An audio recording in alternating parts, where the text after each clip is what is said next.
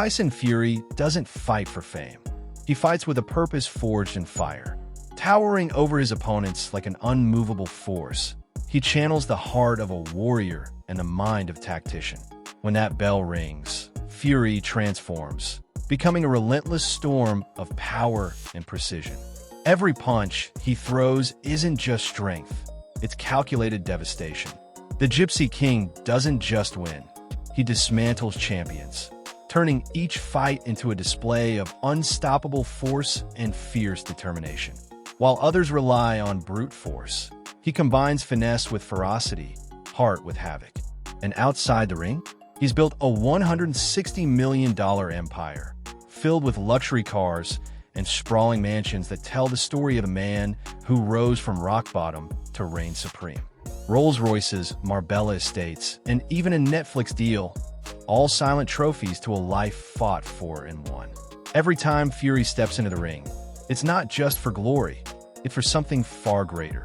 So, before we dive into the storm, the strength, and the unstoppable spirit of Tyson Fury, smash that like button, subscribe, and turn on the notification bell. This isn't just boxing. This is the legend of the Gypsy King. Tyson Fury was born on August 12, 1988, in Manchester, England, a fragile, one-pound baby who arrived 3 months too soon and with almost no chance of survival. Doctors told his parents not to get their hopes up, but his father, John Fury, didn't see a tragedy.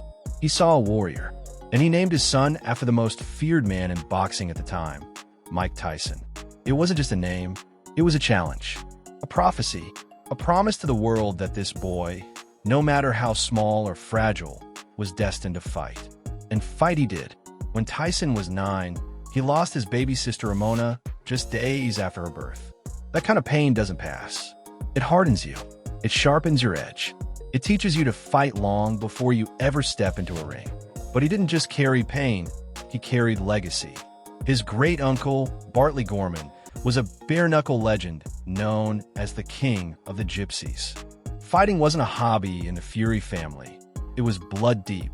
At 10 years old, he put on his first pair of gloves. By 11, he'd left school to work alongside his father and brothers. While other kids were learning math and grammar, Tyson was learning how to take punches, how to deliver them back harder, and how to keep going when everything else told him to quit. The relentless spirit would take him further than anyone imagined. Fast forward to 2024, and the once one-pound miracle now stood as a global boxing icon. With a net worth of $160 million and a resume carved out of heavyweight history, Tyson Fury wasn't just a champion, he was a phenomenon. He shocked the world when he dethroned Vladimir Klitschko in Germany, snapping a decade-long reign of dominance with footwork and finesse few thought a man his size could possess. He went to war with Deontay Wilder 3 times, surviving one of the most violent knockdowns in recent memory, only to rise from the canvas like a man reborn and stop Wilder in brutal fashion. And that's not all. He took on the undefeated Alexander Usyk in a battle that gripped the sport, then squared off against UFC titan Francis Ngannou in a crossover clash no one saw coming. He didn't just show up. He turned each fight into spectacle, legacy, and unforgettable drama. To understand the full storm that is Tyson Fury, we need to go deeper into the triumphs, the collapses, the comebacks, and the chaos. Because this isn't just a boxing tale, it's a saga of spirit, scars, and one man's battle against the odds. The story of Tyson Fury begins not in gold medal glory, but in rejection. As an amateur, he was a prodigy with fists, born into a fighting family, raised in a caravan, and sharpened in the boxing clubs of Belfast and Monaghan. He represented both England and Ireland, collecting medals across Europe, bronze at the Youth Worlds, silver and gold at junior levels. By 19, he was ranked 3rd in the world, behind 2 towering Russians. Everyone assumed he'd be in Beijing for the 2008 Olympics. But then came the twist. Britain chose David Price. Ireland, after lengthy appeals, ruled him ineligible. He watched his Olympic dreams dissolve. Not because he wasn't good enough, but because no one would give him the chance. And so, at 20 years old, he chose the path of most resistance. He turned professional. His debut came on a cold December night in 2008 in Nottingham. His opponent was Bela Giangiossi, a tough Hungarian who'd never seen what was coming. One round was all it took. Fury ended the fight with a brutal flurry to the head and body, walking away like a man who'd just opened the first page of a story only he could write. Over the next 7 months, Fury tore through 6 opponents, stopping each in punishing fashion. He wasn't just winning, he was overwhelming. But his first taste of controversy came early in a fight against John McDermott for the English heavyweight title. The decision in Fury's favor sparked outrage. Many believed McDermott had won, so they ran it back. And this time, he left no doubts, dropping McDermott 3 times and sealing a decisive win. By 2011, he was ready for his first true test, a clash with undefeated Derek Chisora for the British and Commonwealth belts. The younger, less experienced Fury walked into Wembley Arena a challenger and walked out a champion. He outboxed, outmoved, and outthought Chisora in front of 3 million viewers, proving he wasn't just hype. He was a serious contender. The wins kept coming. He stopped Nevin Pajkic in Manchester after being knocked down in the 2nd round, his first real taste of adversity as a pro. Then came Martin Rogan in Belfast, a win that earned him the Irish heavyweight title. That belt mattered more to him than any British honor. "All my people are from Ireland," he said. "This one's for them." Each victory wasn't just about climbing rankings. It was personal. But the real turning point came in America. Madison Square Garden, April 2013. Fury versus Steve Cunningham. A cruiserweight moving up in weight, but with enough power to drop Fury in the 2nd round with a thudding right hand. For a moment, it looked like the rising British star might fall. But he got up, and in the 7th, he landed a clumsy but crushing right that knocked Cunningham out cold. It wasn't elegant. It wasn't smooth. But it was Tyson Fury, a man who could take your best shot and still finish the fight standing. That night, he earned more than a win. He earned respect. The rankings took notice. And the man Fury had been calling out for years finally stepped into focus. Vladimir Klitschko, the long-reigning heavyweight king. But before he could get to Klitschko, his journey detoured into chaos. He signed to fight David Haye twice. Both times, Haye pulled out. The delays were soul-crushing. He was stuck in limbo, waiting for a fight that never came.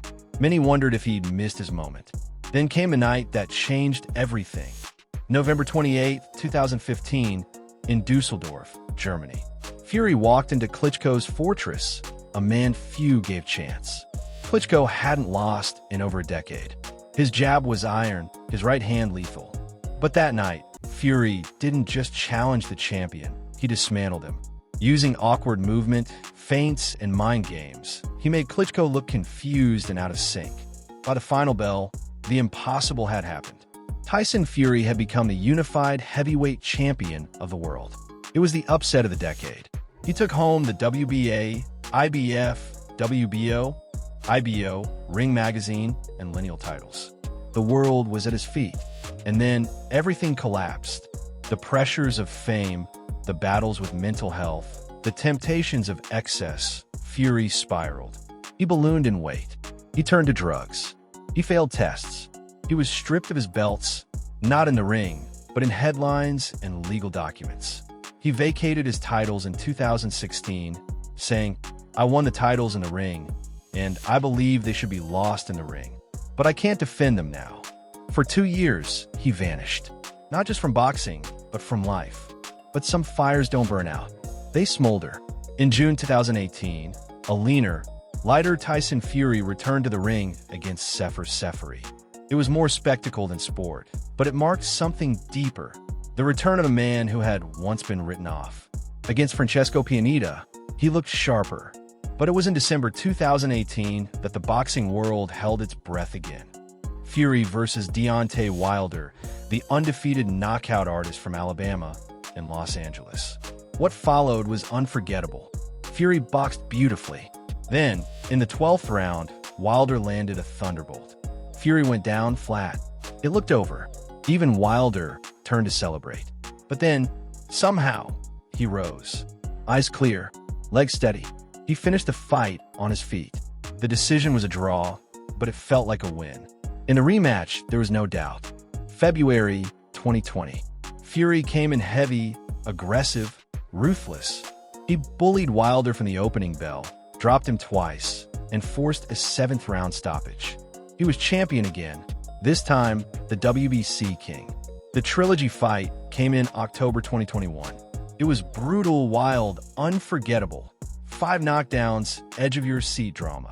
Fury was dropped twice in the 4th, but roared back to stop Wilder in the 11th. It was a Hollywood ending to one of the greatest rivalries in heavyweight history. He defended his belt against Dillian Whyte in front of 94,000 fans at Wembley. And then, he walked away, retired, unbeaten, but retirement never truly held him. He returned to face Francis Ngannou in what was supposed to be a novelty.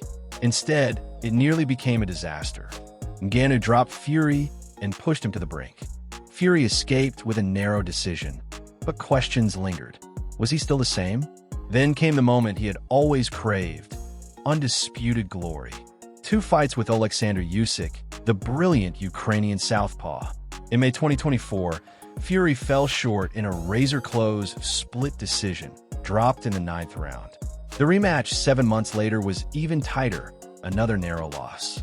Fury had fought with heart, but the one crown that had eluded him stayed just out of reach. On January 13th, 2025, he announced his retirement, for good this time. From Olympic disappointment to heavyweight glory, from addiction to redemption, from undefeated champion to gallant challenger, his journey had transcended boxing. Behind the bravado, behind the belts and the brawls, his life has always been shaped by something deeper: family, faith, and a legacy he carries as a man born into the Irish traveler bloodline. He met Paris when he was just 17, a towering teen with the world on his shoulders and dreams as wild as his fists. She was 15, raised in the same tight-knit traveler world, where loyalty runs deep and love is a commitment carved in stone. A year later, they were inseparable. By 2008, they stood together at the altar of St. Peter in Change Church, not just as husband and wife, but as 2 people determined to build something lasting in a world that rarely stands still. They would go on to have 7 children, 4 boys and 3 girls. Each of the boys, in an almost regal tradition, was named Prince. He lives in Morecambe now, a coastal town far from Vegas glitz. And yet, for all the glory, he still wonders aloud why the world struggles to embrace a champion who calls himself a gypsy. But maybe the real question is this: can Tyson Fury ever be fully understood outside the ring? His influence stretches far beyond the boxing ring. In 2019, he released Behind the Mask, a raw and revealing autobiography that shot to #1 on Amazon within 24 hours. The following year, he published The Furious Method, a self-help guide packed with mental and physical health advice, which became a Sunday Times bestseller. His larger-than-life personality quickly made him a television star. Meet the Furious, a 4-part ITV series, gave fans a glimpse into his family life as he prepared for his Vegas debut. In 2023, Netflix took it a step further with At Home with the Furious, a deeper dive into the daily life of the unpredictable champion. His passion for performance isn't limited to the screen. He's known for his spontaneous singing at press events and post-fight celebrations. In 2019, he even featured on Robbie Williams' The Christmas Present album and later released a charity single, Sweet Caroline, in support of men's mental health. Outside of entertainment, he launched Furosity Energy in 2022, expanding into energy drinks, gum, ice lollies, and protein bars. He also supports grassroots sport through the Tyson Fury Foundation, which includes a gym and 3G pitches near Morecambe FC, where his brand now sponsors the team's shorts. With ambitions to buy the club, his next fight may not be in the ring, but in shaping the next generation of champions. For Tyson Fury, life beyond the ropes isn't a slowdown, it's a spectacle. Off the ring, he lives like a man who not only conquered his demons, but demands the world recognize it. Every choice he makes, every house he calls home, every car he drives, is deliberate, a declaration that the Gypsy King doesn't just survive, he reigns. His homes are more than places to rest. their palaces built on perseverance. In Morecambe, England, where waves crash against the shore like echoes of old battles, Fury's £1.7 million mansion stands proud. Inside, Versace-themed interiors wrap around marble countertops. A grand piano waits under chandelier light, and every room whispers a reminder. This is the house that Grit built. Just down the coast lies the more modest property he bought earlier, now a monument to his journey back from the edge. But when the king needs his throne in the sun, he retreats to Marbella, Spain. There, a £6 million estate sits behind gates and columns, kissed by Mediterranean breezes and flanked by palm trees that sway to a rhythm only champions hear. It's not just luxury, it's earned serenity. And then there are the machines. His garage is less a collection and more a fleet of rolling power. A Rolls-Royce Phantom for the days he chooses elegance. A Ferrari GTC for Lusso when speed feels like destiny. A Mercedes G-Wagon to match his brute strength. A Range Rover Sport SVR for unshaken dominance. Together, they form a convoy of purpose, each engine a tribute to the miles he's run inside his mind and the battles he's won inside the ring. But his kingdom isn't only paved in horsepower and hardwood floors. It pulses with entrepreneurship. Furosity, his energy drink line, muscles into an arena full of titans, just as he once did. His fashion collaborations, documentary series, and best-selling memoir, Behind the Mask, reveal a man who isn't afraid to turn his vulnerability into victory. He's not content to just be remembered.